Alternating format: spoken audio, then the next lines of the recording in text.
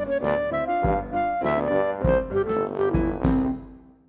folks, welcome to the Ramble. So there I was, just sitting around wondering what the hell am I going to do an Off Monday Ramble video about this week. And I was paging through the Washington Post earlier, and I saw this article by Amber Phillips. It's not a news article, it's more of it's an analysis, is what the subheading says. It's an analysis of the news by Amber Phillips. And the headline is, "The Mueller confrontation that Republicans were trying to avoid has just arrived." And what Amber is referring to there is the news which broke last week that President Trump tried to fire special counsel Robert Mueller. And this isn't something that happened, say, a week ago or a month ago. This happened in June. It's just now being reported. But it happened in June. And if you think that seems a little early, well, it is. Robert Mueller was appointed special counsel on May 17th, which means that President Trump attempted to fire the special counsel who was charged with investigating Russian interference in the 2016 election and has clearly been investigating the Trump campaign for a great deal of his investigation. Trump tried to have him fired less than a month into his tenure. So the investigation had barely even gotten started, and Trump was trying to fire him. And apparently the reason that Trump was unable to fire him, or decided not to fire him, was because his White House counsel told him that if you fire Mueller, I'm out of here. Because Trump represents a hand that can hold a pen that will sign bills that they pass, the Republicans have basically been willing to put up with anything that he does and says, as long as they have that promise of him signing their awful legislation. But if he tries to fire Mueller, that could kick off a constitutional crisis. And there might even be some Republicans in Congress, as spineless and unscrupulous and lacking in ethics and basic decency as they seem to be, even some of them might have a problem with it. And that is the confrontation that they're hoping to avoid. That's the sort of thing that they have been hoping that they can just sort of keep looking off into the distance, just pretend that the Mueller investigation isn't there. So there was, I was reading this article by Amber Phillips in the Post, and there's a paragraph early on that I read and it just made me laugh out loud, and I would like to share that joy with you. Amber Phillips writes, "Up until this point, Republicans had given Trump the benefit of the doubt that he wouldn't launch a constitutional crisis. From their perspective, why take action and cause a confrontation with the president and jeopardize their agenda if they don't absolutely have to? Now, they may have to." And then she goes into Trump moved to fire Mueller in June, and then he was talked out of it, blah, blah, blah. Up to that point, Republicans had given Trump the benefit of the doubt that he wouldn't launch a constitutional crisis. What planet are they living on? What imaginary Trump are they thinking of when they say, "Oh, I'm sure he wouldn't try to fire him"?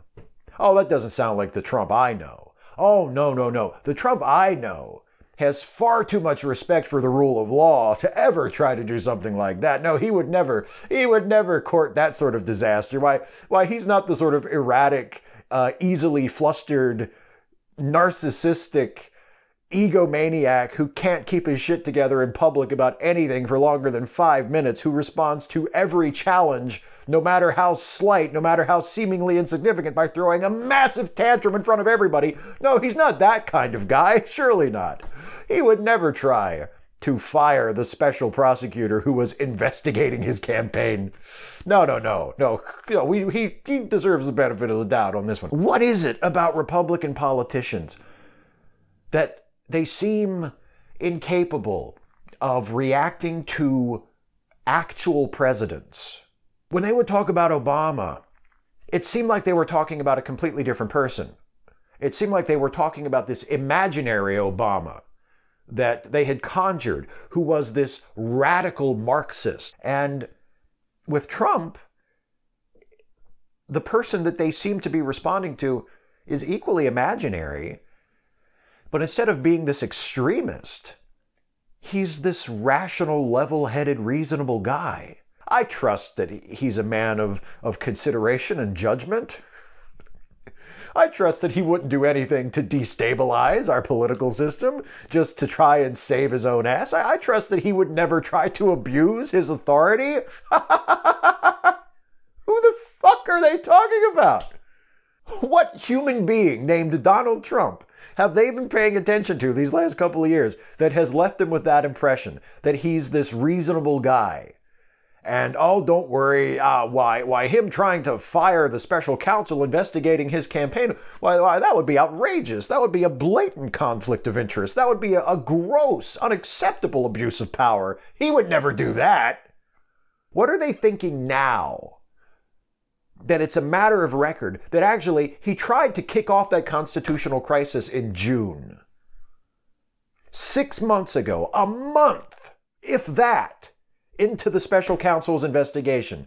Trump, the level-headed guy, the guy that the Republicans in Congress trust not to kick off a constitutional crisis by trying to fire the man investigating him. Trump, that guy, tried to fire that guy in June. As Amber Phillips reports in this article I've been talking about, there is really not that much serious support among congressional Republicans in the House or the Senate to try and insulate Mueller from being fired by Trump.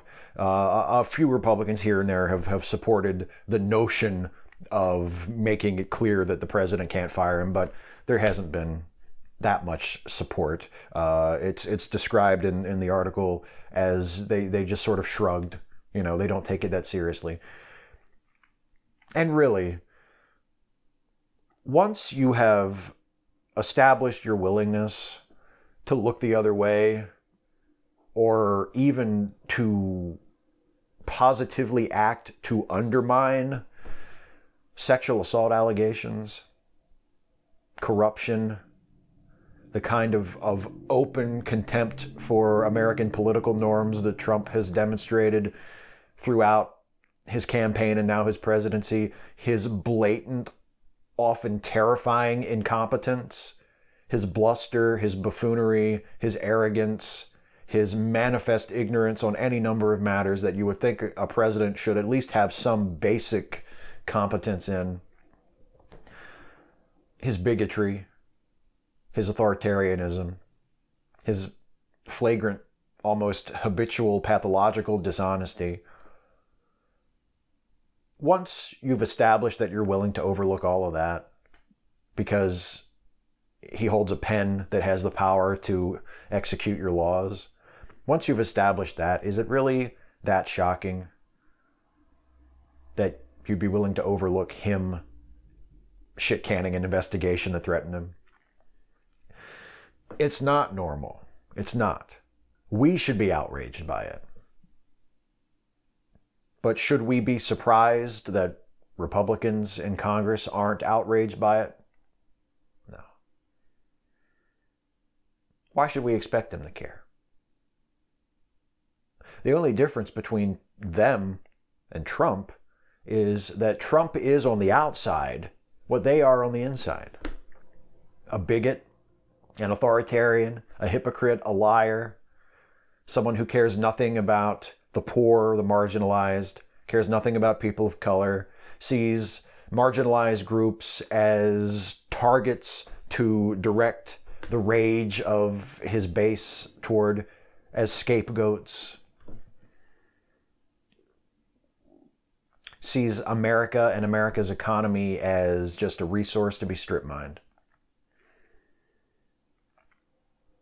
And Trump is just giving an open public voice and face to the kinds of things that Republicans have been trying to do behind closed doors or hiding behind euphemisms, hiding behind masks of civility for 40 years.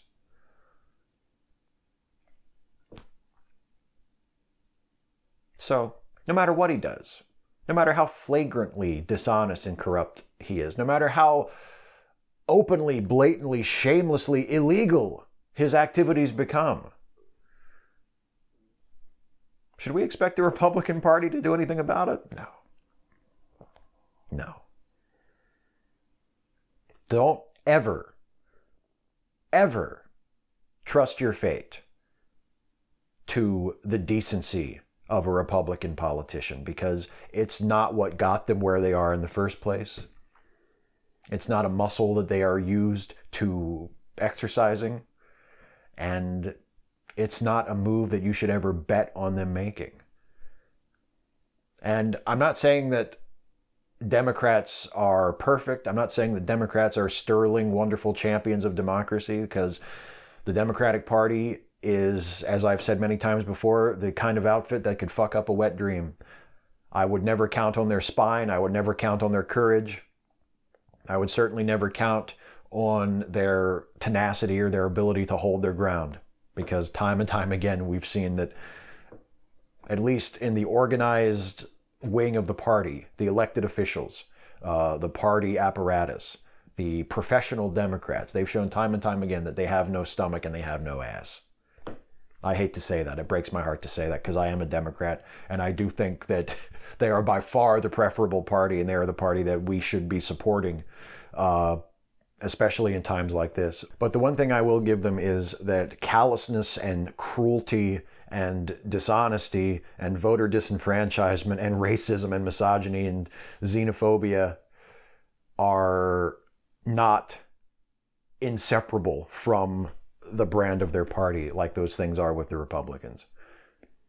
If you sign on to be a Republican, those are the things you have to either consciously, willfully support, or at least be willing to tacitly endorse, to look the other way, to say, yeah, I guess I'm okay with that. It's not really what I'm all about, but I guess I'm okay with it. To be a Democrat or to be a supporter of the Democrats, you have to reconcile yourself to the fact that most of the people you vote for will wind up being chicken shits if they face too stiff of an opposition. Their hearts are in the right place. They have some good ideas. If they are able to implement their policies, for the most part, things will be better for all of us. But when push comes to shove, they're chicken shits and they're fuck ups. But at least they're not evil. Some of these are more of a ramble than others, aren't they?